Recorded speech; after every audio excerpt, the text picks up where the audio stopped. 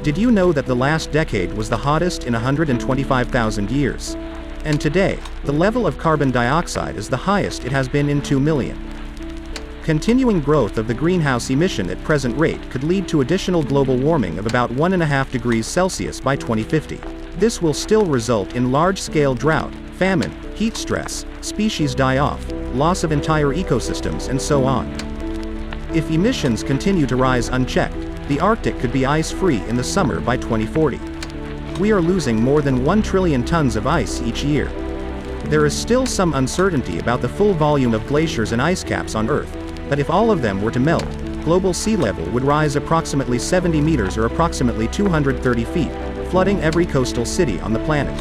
Furthermore, 10,000 years ago 57% of the world's habitable land was covered by forest.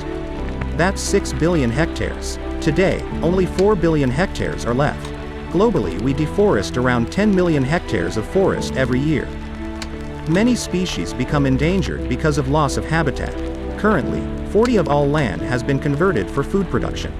Unlike previous extinction events caused by natural phenomena, the sixth mass extinction is driven by human activity. 3/4 of today's animal species could vanish within 300 years. What are the consequences of extinction? If a species has a unique function in its ecosystem, its loss can prompt cascading effects through the food chain, impacting other species and the ecosystem itself. Each species that is lost triggers the loss of other species within its ecosystem.